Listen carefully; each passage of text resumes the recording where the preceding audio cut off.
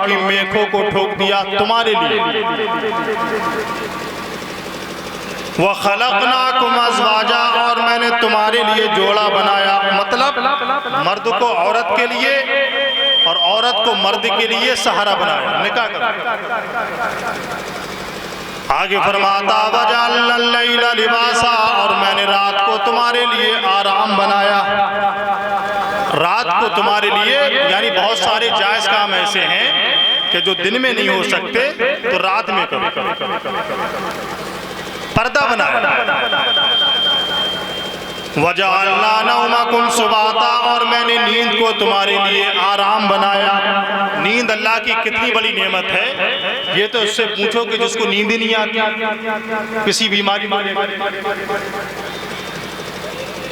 वजअलना नहारा माशा, और मैंने दिन को तुम्हारे लिए रोजगार बनाया, काम करो।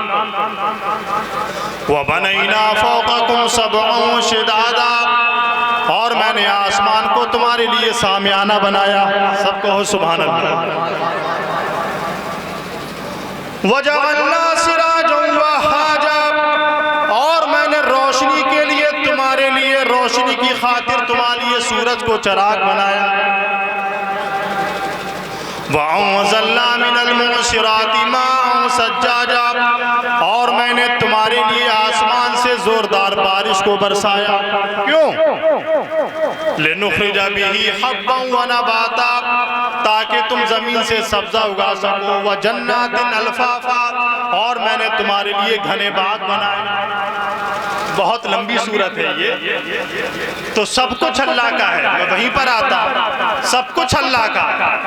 तो जब सब कुछ अल्लाह का है तो फिर घमंड क्यों, अनानियत क्यों? अल्लाह फरमाता है वला तमशी फिल अर्दी मरहा, इंसान जमीन पे अकड़ के ना चल, सीना तान के ना चल। और अगर अकड़ के चल भी रहा है तो सुन, इन्नका लन तखरिक़ल अर्द व लन तबलुग़ल जिबाला तूला, अगर तू अकड़ के चल भी रहा है तो तू जमीन को फाड़ नहीं देगा, पहाड़ों से बुलंद नहीं हो जाएगा। तेरी औकात ये है कि ट्रक के पहिए के नीचे तू चटनी बन जाती। गलत कह रहा हूं? तो सब कुछ अल्लाह। तो मेरा टॉपिक जो ये है कि घमंड से दूर रहो, क्योंकि जिसने घमंड किया है दुनिया उसको नमरूद कहती है, जिसने घमंड किया है दुनिया उसको फिरौन कहती है, जिसने घमंड किया है दुनिया उसको अबू जहल कहती है, जिसने घमंड किया है दुनिया उसको जनाब वाला कारून कहती है, फिरौन कहती है, उतबा शैबा कहती है। और जिसने सब कुछ पा करके अपने सर को अल्लाह के लिए झुकाया है दुनिया उसको सिद्दीक़ आज़म कहती है, उमर फारूक आज़म कहती है, उस्मान गनी कहती है, मौलाए कायनात कहती है, इमाम आज़म कहती है, गौसी आज़म कहती है, ख्वाजा आज़म कहती है, बरेली का अहमद रजा कहती है।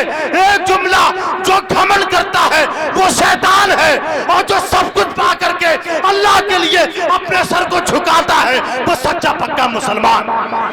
सुभान अल्लाह। नारे तकबीर, नारे तकबीर, नारे रिसालत, मसलके आला हजरत क़ारी उबैदुल्लाह साहब क़िबला, नारे तकबीर। समझ रहे हैं आप हजरात? कहाँ तक चला?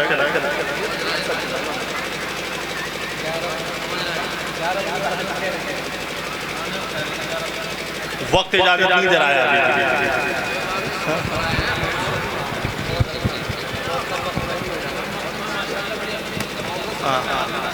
चलो एक छोटी सी रिवायत सुन लो, छोटी सी रिवायत सुन लो, बहुत जल्दी समेट दूंगा, फिर उसके बाद अपनी तकरीर खत्म करूंगा। अल मलफूज में हुज़ूर मुफ्ती आज़म हिंद ने वो हदीस नकल फरमाई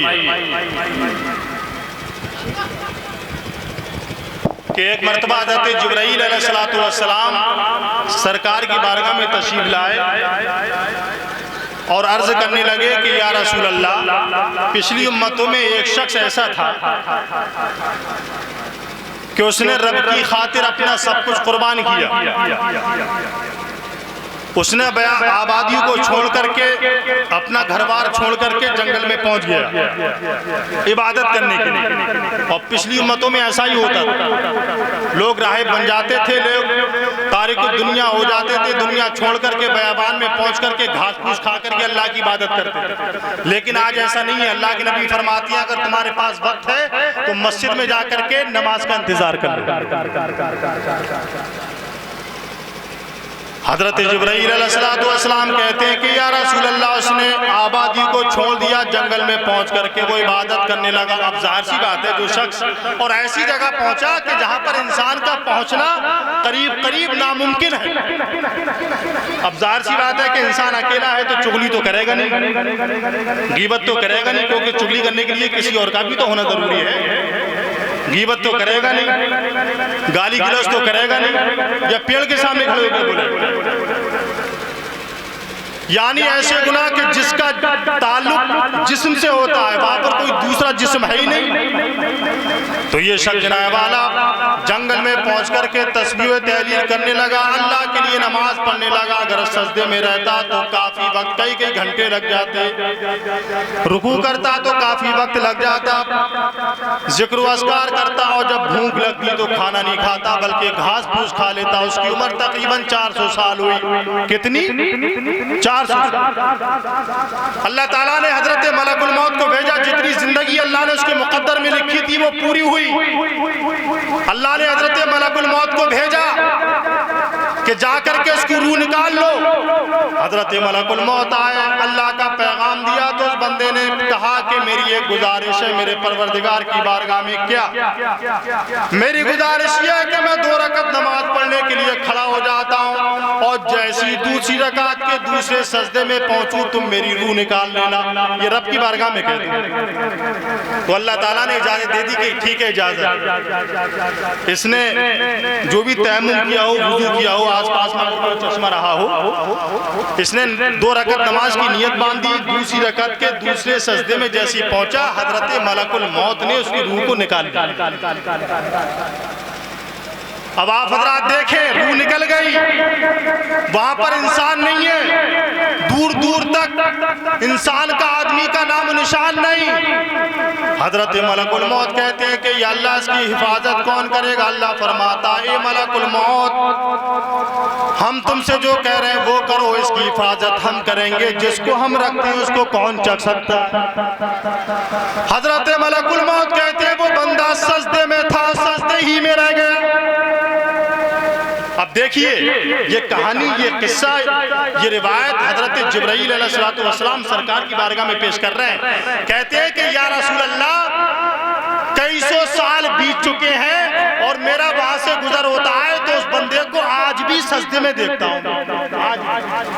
और यहाँ पर एक बात अकीदे की हो जाए कि वो बंदा पैगंबर नहीं है, वो बंदा नबी नहीं है, एक वली है, सहाबी भी नहीं है, बल्कि एक वली है। तो मुझे क्या लेने दो कि नबी नहीं, पैगंबर नहीं, और वो बंदा अकेला है, बाप जनाब वाला बयाबान है, कोई इंसान नहीं है, कोई आदमी नहीं है। उसके जिस्म को किसी कीड़े ने टच ना किया, उसके जिस्म को जमीन ने टच ना किया।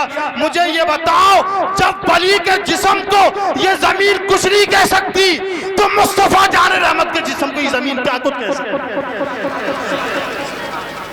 सब कह दो सुभान अल्लाह। ज़मीं मैली नहीं होती, ज़मन मैला नहीं होता, मोहम्मद के गुलामों का कफन मैला नहीं होता। हजरत जिब्राइल कहते हैं कि या रसूल अल्लाह, मेरा गुजर वहां से जब भी होता है तो उस बंदे को आज भी मैं सजदे ही में देखता हूं। अब देखिए आगे की खबर सरकार दे रहे हैं। सरकार फरमाते हैं कि वो बंदा क़यामत तक सजदे ही में रहेगा, वो बंदा क़यामत तक सजदे ही में रहेगा। जब क़यामत आएगी, क़यामत के बाद लोग अपनी कब्रों से उठेंगे, उस बंदे का सर सजदे से उठेगा, सुभान अल्लाह। और जब उसका हश्र होगा, मैदान महशर में खुदा के रूबरू होगा, तो अल्लाह ताला फरमाएगा ये मेरे फरिश्तों, ये मेरा नेक बंदा, ये मेरा मुबारक बंदा, ये मेरा वली, इसने अपना सब कुछ कुर्बान किया मेरी खातिर, लिहाजा इज़हबू बिअब्दी बिफज़ली फी जन्नती, इस मेरे बंदे को मेरे फजल से जन्नत में ले जाओ। अब देखिए वो बंदा कहेगा कि या अल्लाह, मुझे एतराज़ है कि क्या मुझे फजल नहीं चाहिए, मुझे तेरा अदल चाहिए, तेरा इंसाफ चाहिए, क्योंकि मैंने कभी गुनाह नहीं किया है, मैंने खिलाफ शरा कोई काम नहीं किया है, मैंने बयाबान में रह इबादत की है, कोई गुनाह नहीं किया, मुझे फजल नहीं चाहिए, मुझको अदल चाहिए।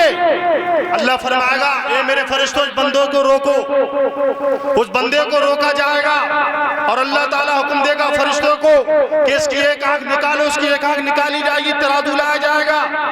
अल्लाह ताला हुक्म फरमाएगा कि इसकी एक आंख एक तराजू पे रखो और दूसरे तराजू पे 400 साल की इबादत और क़यामत तक का सजदा उस पे रख दो और वजन करो कि कौन भारी पड़ता है। मेरे सरकार फरमाते हैं जैसे ही फरिश्ते उसको तोलेंगे तराजू में लेकर के, सरकार फरमाते हैं कि उसकी आंख भारी पड़ जाएगी। अल्लाह अकबर, कितनी बड़ी नेमत है अल्लाह अकबर आंख। और ये हकीकत है, आंखों की कदर उससे पूछो कि जिसके पास आंखें ना हो, पैरों की कीमत उससे पूछो कि जिसके पास पैर ना हो, हाथों की कीमत उससे पूछो कि जिसके पास हाथ ना हो, ज़बान की कीमत उससे पूछो कि जो गूंगा हो, कान की कीमत उससे पूछो जो जिनाए वाला, जिसकी कुव्वते समात ज़ाइल हो गई हो। पता चला हम जहां भी है, जिस जगह भी है, अल्लाह की बेशुमार नेमतों में घिरे हुए। अब देखिए जैसे ही उसका तराजू तोला जाएगा, उसके नाम है अमाल, दूसरे में आंख रख कर के आंख भारी पड़ जाएगी। अल्लाह फरमाएगा कि तूने अभी एक आंख का हक अदा नहीं किया, मैंने जनाब वाला तुझको ज़बान दी है जिसके जरिए तू मेरा नाम लेता था, मैं चाहता तुझको गूंगा कर देता, अगर गूंगा कर देता तू मेरा नाम कैसे लेता। तूने रुकू किया अपनी कमर के जरिए, अपने पैरों के जरिए, अगर मैं चाहता तुझे लंगड़ा कर देता, रुकू कैसे करता। अल्लाह अकबर, अब इनका भी हक अदा कर दे। अब वो बंदा कासर हो जाएगा, कांपने लगेगा। अल्लाह फरमाएगा इज़हबू बिअब्दी बिअदली फी जहन्नमी, मेरे बंदे को, मेरे फरिश्तों, मेरे अदल से जहन्नम में लेकर के चले जाओ। अल्लाह अकबर, जब अल्लाह इतना फरमाएगा तो वो बंदा सजदे में गिर जाएगा और फरमाएगा या अल्लाह मुझको तेरा फजल ही पसंद है। तो क्या पता चला मेरे भाइयों, कभी घमंड ना करना। हम नमाज पढ़ते हैं, बहुत अच्छी बात है, लेकिन नमाज बंदा वही पढ़ता है कि जिसको अल्लाह ताला तौफीक देता है। रोजा वही रखता है कि जिसको अल्लाह ताला तौफीक देता है। आकाम शरा की पाबंदी वही करता है कि जिसको अल्लाह ताला तौफीक देता है। नमाजों की पाबंदी रहे, रमजान के रोजे रखते रहना, माँ बाप का एहतराम करते रहना, कुरान की तिलावत करते रहना, तस्बीह तहलीलात पढ़ते रहना। लेकिन मेरे भाइयों, भरोसा जब भी करना तो अपने अमाल पर नहीं, भरोसा जब भी करना तो अल्लाह के करम पर करना और उसके महबूब की शफाअत। बहुत लंबी तकरीर हो गई, अब वक्त इजाजत नहीं दे रहा है। इंशाअल्लाह फिर कभी मौका मिलेगा। मैं 3 जगह आऊँगा अगले महीने में, हमारे हाजी जी खानपुर वाले, इंशाअल्लाह वहाँ भी आऊँगा। शोएब भाई की माँ का 40वां, वहाँ पर भी आऊँगा, और ये शाकिर साहब का भी 40वां, इंशाअल्लाह वहाँ पर भी आऊँगा। जम करके सुनाऊँगा, वक्त इजाजत नहीं दे रहा है। दुआ करता हूँ कि रब्बे कदीर जो कुछ भी मैंने अर्जी किया इस पर हमें और आपको अमल करने की तौफीक और रफ़ीक अता फरमाए। हम सबको आखिरत में, हम सबको